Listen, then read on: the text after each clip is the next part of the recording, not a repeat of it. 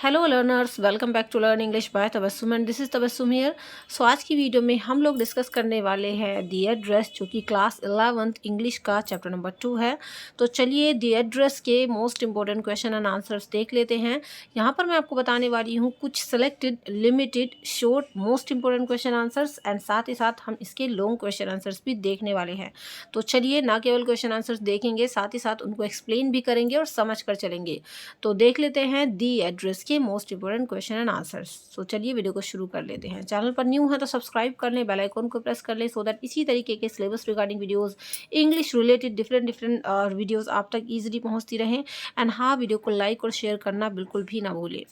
तो देखिए, पहला जो हमारा क्वेश्चन है वो है आपके सामने है, why did the narrator go to number 46 Marconi street.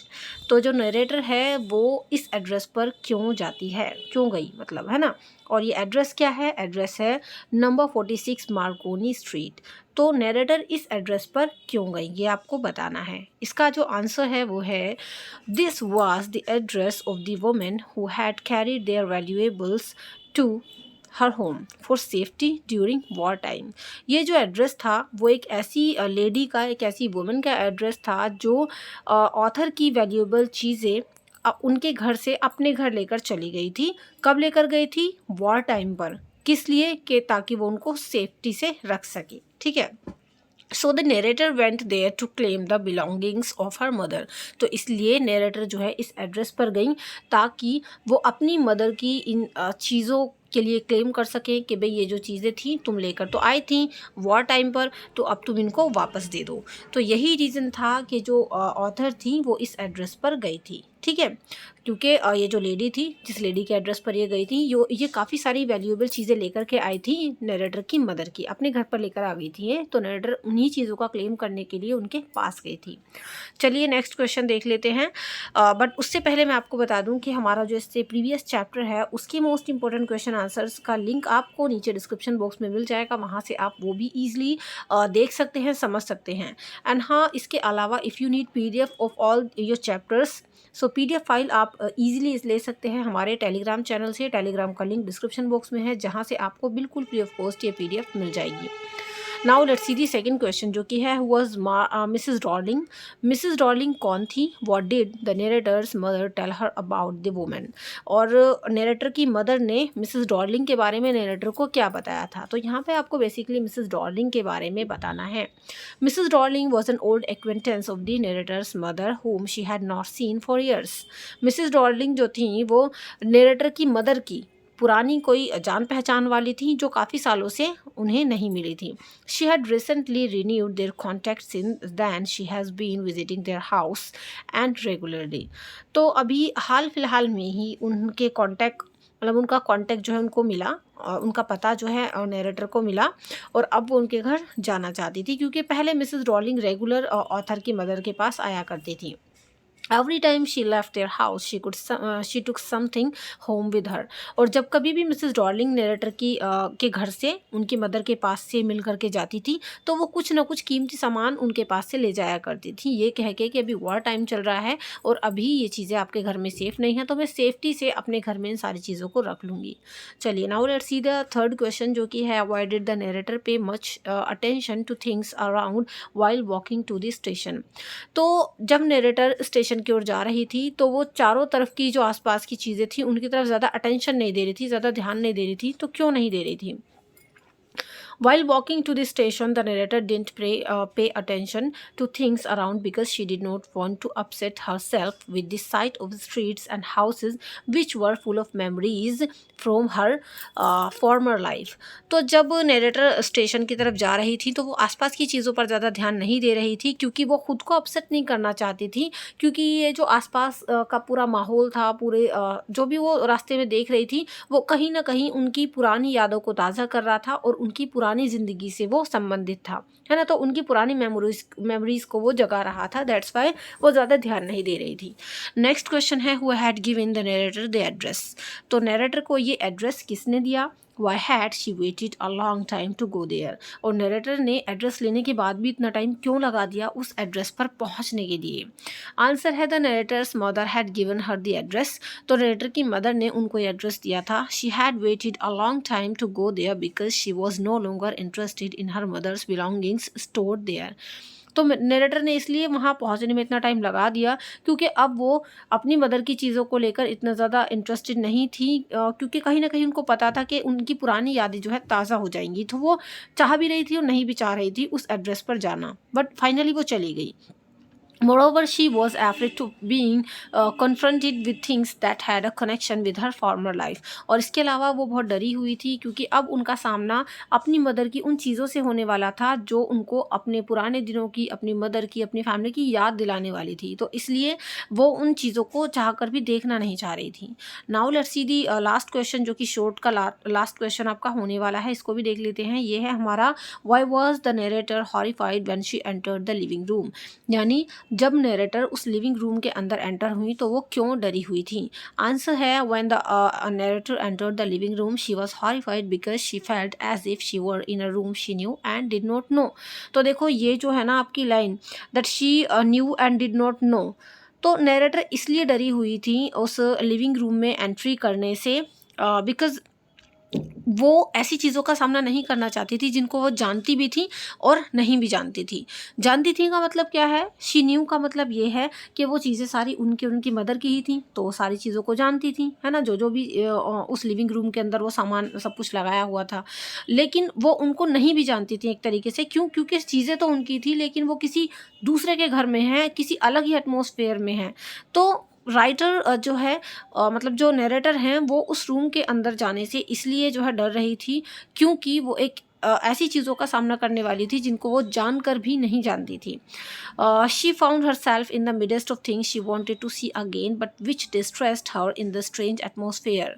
तो वो उन्होंने खुद को ऐसी चीज़ों के बीच में पाया जो चीज़ें उसको बहुत ही स्ट्रेंज एटमोसफेयर का फीलिंग करा रही थी, और उन चीज़ों को वो देखना तो चाहती थी मगर डिस्ट्रेस हो रही थी कि अजीब सा उनको फील हो रहा था कि सामान सारा हमारे घर का है लेकिन लगा हुआ किसी दूसरे के घर में है, तो उनको थोड़ा अजीब फील हो रहा था। She was oppressed to see them arranged in a tasteless manner. और उस सामान को इस टेस्टलेस मैनर में, मतलब इतना बेढंगा ढंग से वो सामान रखा हुआ था कि उसको देखकर भी उनको दिक्कत हो रही थी, and she was feeling oppressed. तो ये हो गए 5 शॉर्ट क्वेश्चन आंसर जो कि आई होप आपने समझ लिए होंगे। पीडीएफ आपको टेलीग्राम पर मिल जाएगी, link in the description box. Now let's see the long question answer जो कि इंपॉर्टेंट है एग्जाम के पॉइंट ऑफ व्यू से। Describe the narrator's first visit to Mrs Darling's house in Marconi street. तो देखो जो नरेटर थी वो जो है जब पहली बार गई उस एड्रेस पर, जो कि एड्रेस था मिसेस डॉर्लिंग का मार्कोनी स्ट्रीट पर, तो फर्स्ट विजिट जो थी, पहली बार जो गई थी, उसके बारे में आपको डिस्क्राइब करना है। तो आंसर देख लेते हैं। The narrator was sure that her mother's belongings must still be preserved by Mrs. Darling। Narrator sure थी कि उनकी जो मदर की बिलोंगिंग्स हैं, यानी उनके मदर का जितना भी सामान है, संबंधित चीज़ें हैं, वो अभी भी मिसेस डॉर्लिंग के एड्रेस पर उनको मिल जाएंगी। One day she felt an urge to see and touch those objects. और एक दिन उनको फील हुआ कि क्यों ना चलो मैं चलकर देखूँ उन चीज़ों को, उनको टच करूँ। So she went to Mrs Darling's house in Marconi street. तो इसलिए वो मिसेस डॉर्लिंग के घर गई मार्कोनी स्ट्रीट पर, जो कि वहाँ पर था।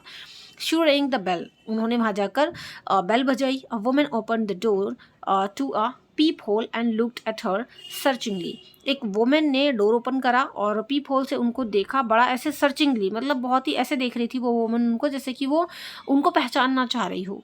The narrator came closer and introduced herself that she was Mrs daughters. तो नरेटर ने खुद को इंट्रोड्यूस कराया कि वो किसकी डॉटर है। The woman kept staring at her in silence. तो वो औरत यानी मिसेस डॉर्लिंग लगातार उनको घूरती रही, है ना, मतलब जानने के बाद भी ये किसकी बेटी है फिर भी वो लगातार जो है नरेटर को घूरती रही। There was no sign of recognition on her face. और देखो यहाँ से आपका शॉर्ट क्वेश्चन भी बन जाता है। There was no sign of recognition on her face, यानी मिसेस डॉर्लिंग ऐसा शो कर रही थी उनके फेस पर ना, ऐसा लग रहा था देख के जैसे कि वो पहचानती ही ना हो, है ना। नो साइन ऑफ रिकॉग्निशन का मतलब कि जैसे कि कोई साइन ही ना उनके चेहरे पर जान पहचान का, ऐसा शो कर रहे थे अपने फेस से वो, जैसे कि वो बिल्कुल उनको जानती ना हो नरेटर को। The narrator thought perhaps she had come to the wrong house. अब नरेटर को अचानक से ऐसा लगा कि शायद वो किसी गलत घर में आ गई हैं। But she saw the women was wearing her mother's green knitted cardigan. लेकिन तुरंत ही नरेटर ने ये देखा कि मिसेस डॉर्लिंग ने उसकी मदर का बुना हुआ ग्रीन कलर का कार्डिगन पहना हुआ था। तो अब तो वो श्योर हो गई कि हाँ वो सही एड्रेस पर आई हैं। She knew at once that she had made no mistake. तुरंत नरेटर समझ गई कि हाँ उन्होंने कोई गलती नहीं की है एंड वो राइट एड्रेस पर ही पहुंची थी। She asked the woman whether she knew her mother. फिर नरेटर ने मिसेस डॉर्लिंग से पूछा कि क्या आप मेरी मदर को जानती हैं।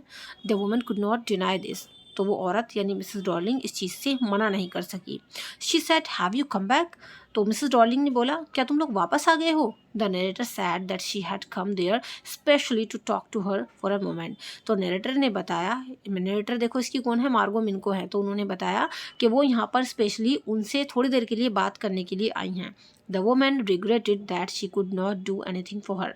लेकिन ये जो वुमन है यानी मिसेस डॉर्लिंग है उसने रिग्रेट किया और बोला कि नहीं मैं तुम्हारे लिए कुछ नहीं कर सकती, दैट मीन्स मैं तुमसे बात भी नहीं करूँगी। She asked the narrator to come some other time and courteously close the door, है ना। तो उसने बोला नरेटर से कि आराम से मतलब अपना गेट बंद कर दिया बड़े ध्यान से और बोला कि तुम किसी और टाइम पर आना। The narrator realize that her visit was in vain. तो नरेटर को रियलाइज़ हो गया कि उसका यहाँ पर आना बेकार रहा। She stood on the step for a while and then left the place. तो थोड़ी देर के लिए तो नरेटर वहाँ पर खड़ी रही, उसके बाद वहाँ से चली गई। सो ये फर्स्ट विजिट थी नरेटर की मिसेस डॉर्लिंग के घर। यहाँ से क्वेश्चन आपका बन जाता है, डायरेक्ट क्वेश्चन भी आपका यहाँ से बनता है, तो आप इसको अच्छे से प्रिपेयर कर लीजिएगा। Now let's see the second question जो कि अगेन आपके सामने है। फर्स्ट क्वेश्चन में हमने फर्स्ट विजिट देखी है, सेकंड क्वेश्चन में we will see the second visit. तो आपको नरेटर की सेकंड विजिट बतानी है जब वो मिसेस डॉर्लिंग के घर गई, दूसरी बार जो गई थी। आंसर है the narrator's first visit to Mrs Darling's house was in vain. यानी नरेटर जब फर्स्ट बार मिसेस डॉर्लिंग के घर गई थी तो वो तो बेकार ही रहा उनका वहाँ जाना, क्योंकि मिसेस डॉर्लिंग ने बात ही नहीं की थी उनसे। She decided to try a second time. अब उन्होंने डिसाइड किया कि मैं सेकेंड टाइम जाऊँगी वहाँ पर।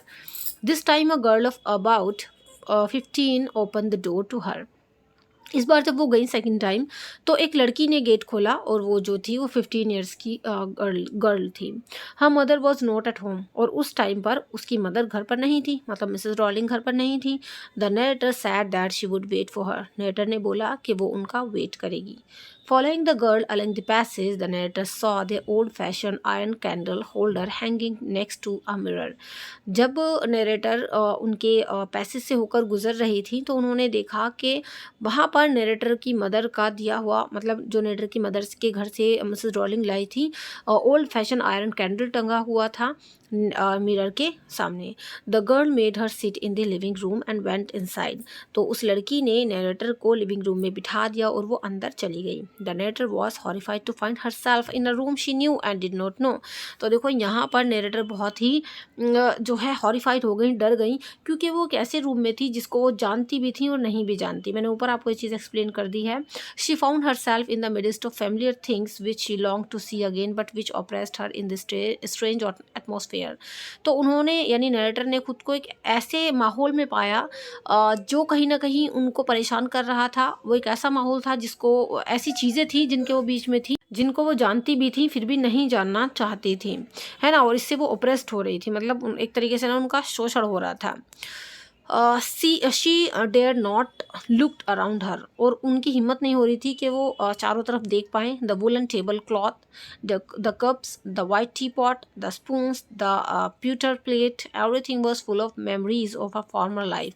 और वहाँ पर जितनी भी चीज़ें थी, लाइक टेबल क्लॉथ था, कप्स था, वाइट टी पॉट था, स्पून्स थी, pewter प्लेट थी, वो सारी चीज़ें उनकी पुरानी ज़िंदगी की यादों से भरी हुई थी। Suddenly the objects linked with her farmer life lost their value. अचानक ये जो सामान था, ये सारा सामान जो उनकी फॉर्मर लाइफ से कनेक्ट करता था, इस सामान ने अपनी सारी वैल्यू एकदम से खो दी, क्योंकि नरेटर को लगा कि अब ये मेरे किस काम का है, मतलब ये सामान है तो हमारा लेकिन किसी और के घर में है। तो तुरंत एकदम से ना उनका माइंड ऐसे चला, now she no longer had desire to possess them. अब उनकी कोई इच्छा नहीं रहेगी अचानक से कि नहीं भाई बेकार है ये सामान मेरे लिए। तो उनकी अब इच्छा नहीं रही थी उस सामान को देखने की, उसको लेकर के जाने की। She got up, walk to the door and came out of the house. तो वहाँ से खड़ी हुई, दरवाजे की तरफ बढ़ी और उस घर से वो बाहर निकल गई। सो ये सेकंड विजिट थी मिसेस डॉर्लिंग के घर, किसकी, नरेटर की। Now let's see the third question जो कि आपके सामने है। थर्ड क्वेश्चन है why had the narrator remembered Mrs Darling's address, यानी नरेटर को मिसेस डॉर्लिंग का एड्रेस याद क्यों रहा था। Why did she want to now forget the address, पहले उनको एड्रेस याद था लेकिन जब वो इस एड्रेस पर पहुंची, 2 बार वहां जाकर आई, तो उसके बाद वो उस एड्रेस को क्यों भूलना चाहती थी। आंसर है the story has been aptly given the title the address.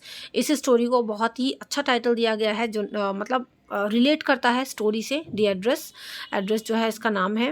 This title is significant, ये जो इसका टाइटल है इस कहानी का एकदम शानदार है एंड रिलेटेबल है। The story moves around Mrs Darling's address, क्योंकि ये कहानी जो है मिसेस डॉर्लिंग के एड्रेस के आसपास घूमती है, नंबर 46 मार्कोनी स्ट्रीट। तो ये एड्रेस देखो शॉर्ट क्वेश्चन में आपसे पूछ लिया जाता है, इसलिए इसको आप याद रखना।